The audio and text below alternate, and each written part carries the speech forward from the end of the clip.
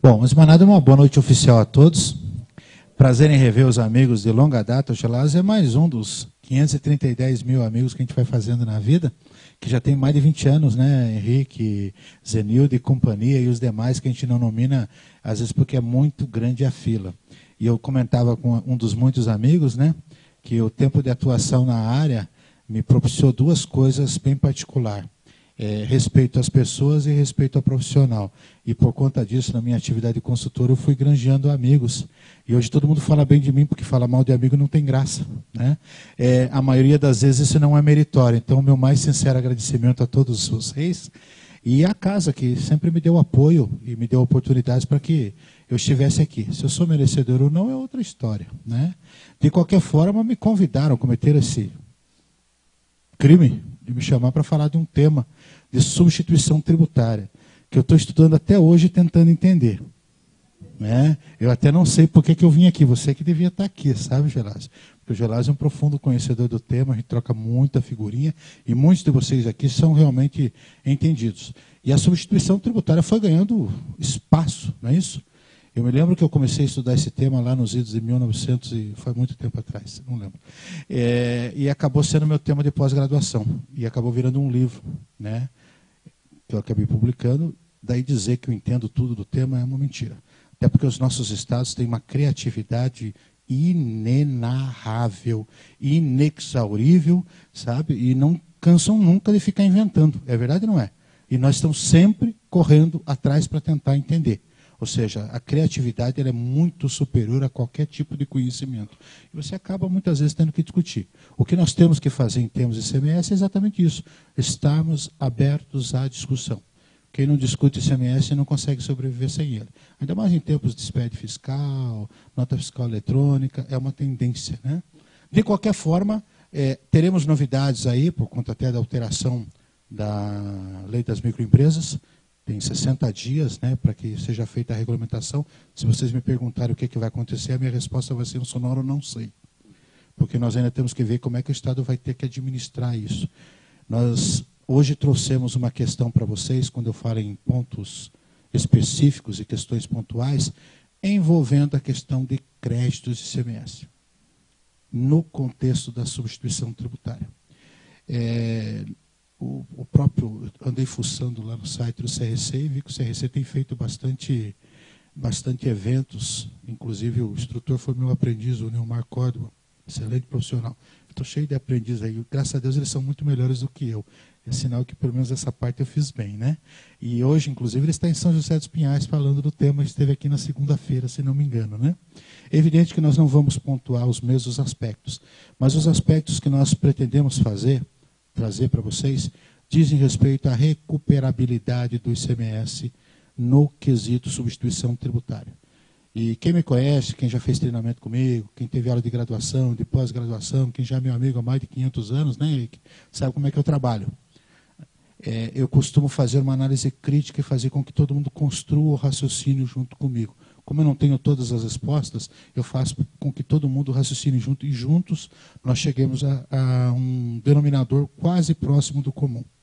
Fiquem à vontade para perguntar, duvidar, questionar, complementar, como sempre foi comigo, né? Embora ao final nós venhamos abrir um espaço para um bate-papo. Mas hoje o tema, em especial, diz respeito à não cumulatividade aplicada na substituição tributária. Ao longo desse tempo todo eu venho colhendo informações, a gente vê o desconhecimento das regras e muitas vezes aquela alegação clássica, porque é inviável, não tem como repassar no custo, porque isso não é possível. Boa parte disso é verdade, sim, mas a outra parte é por conta do desconhecimento dos mecanismos que existem.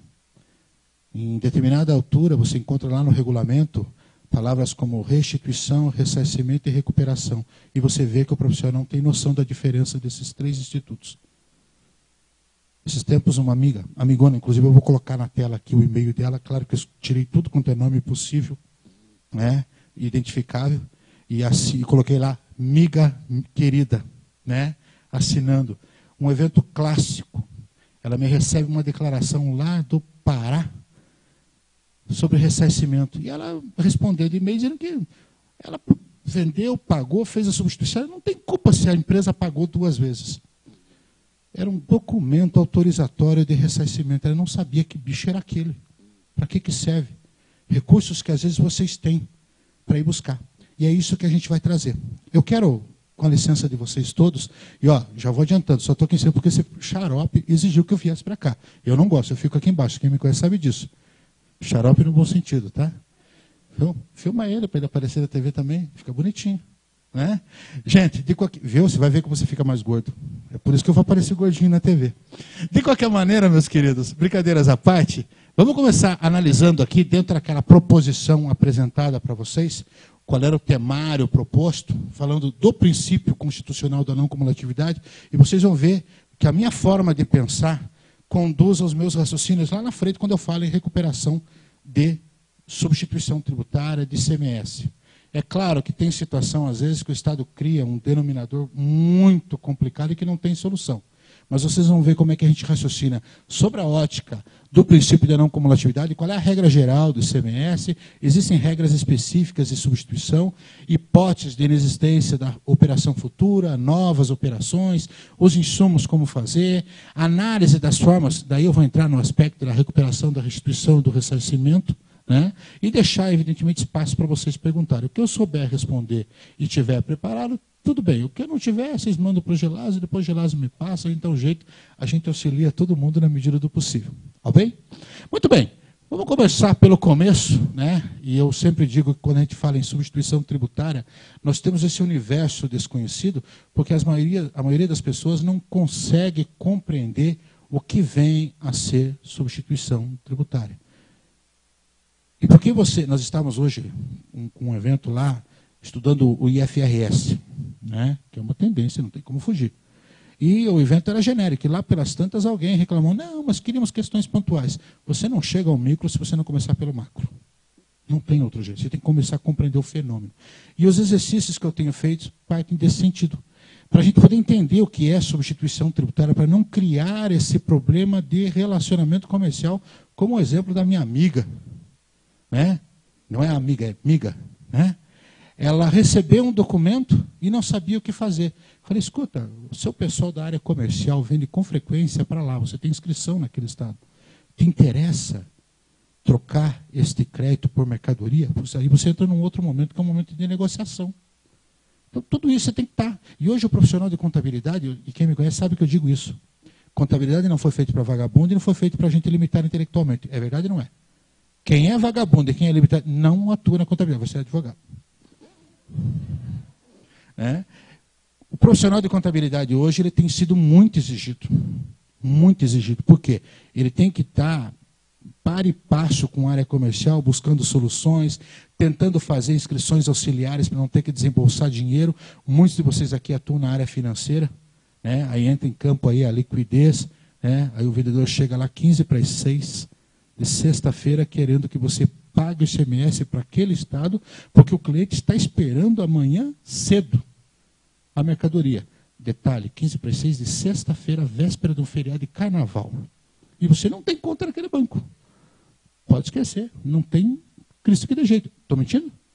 Principalmente se você não é correntista do Banco do Brasil, que é um belo banco, mas para quem é correntista, porque quem não é, o IPVA, licenciamento que eu digo, né? Você tem que ir lá pagar. Isso acontece com a substituição tributária.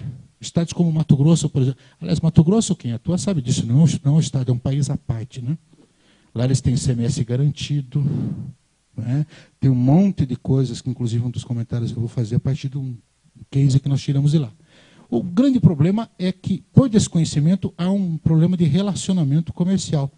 Essa situação desse documento que eu falei para vocês, ela surgiu por puro desconhecimento do que era o ressarcimento, que é uma forma interessante que tanto substitutos quanto substituídos têm que conhecer. Hoje o mercado, gente, exige que você conheça esses mecanismos para você muitas vezes buscar alternativa, porque se você não fizer, o teu concorrente vai fazer. É verdade ou não é? Nós que somos profissionais da área técnica, hoje temos que começar a pensar um pouquinho com essa linguagem mercantil de tentar entender o que o pessoal da área comercial quer. Por quê?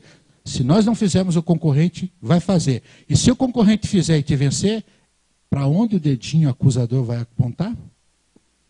Para a contabilidade. É verdade ou não é? Então, por isso que eu digo que não há mais espaço realmente para comodismo. Nós temos que sair de uma zona de conforto. Quando nós falamos nisso, gente, a ideia é lançar luz e não encerrar o tema. Lançar luz no sentido de entender como é que funciona isso. E a ótica hoje é voltada para isso, no sentido de entender o que é que pode ser feito quando nós falamos em crédito. Não que haja solução para tudo. Às vezes o Estado amarra de um jeito que você realmente fica no prejuízo. O ICMS vira custo para você. A pessoa que vende para um Estado e não tem inscrição auxiliar naquele Estado e quer pedir restituição, junto com o pedido tem que comprar uma vela de 95 dias. Porque a vela vai ficar acesa, você não vai ver ela apagar e também não vai ver ninguém te ressarcir. Então, se você vende com frequência, você tem que buscar alternativas. Ou então, pior, aí você vai fazer a inscrição, não, eu não quero. Tem Estado que limita valor mínimo de recolhimento de ICMS mensal. A que nível nós chegamos? Existe solução? Existe.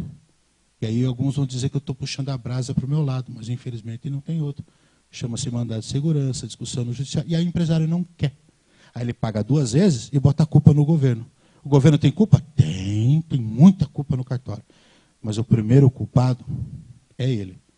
Porque se nós deixamos chegar a esse estágio, é por isso que o estágio chegou até nós. Ou nós começamos a nos rebelar dentro da lei, a agir com os instrumentos que existem, ou a situação vai ficar daqui para pior. Eu sei que tem muito inconformismo, né?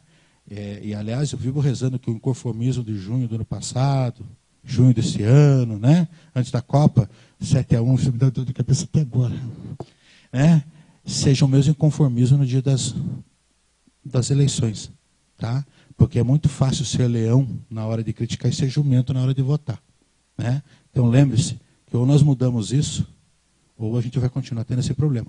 A cabeça do empresário também tem que mudar, gente. Não que ele tem que sair brigando. Eu, como advogado, quem me conhece sabe disso, às vezes digo, não vale a pena brigar, ou então tem que discutir. Então você tem que analisar com muita frieza, porque isso tudo é muito caro. Não é uma decisão fácil de ser tomada. Mas a ideia aqui é tentar trazer para vocês essa concepção.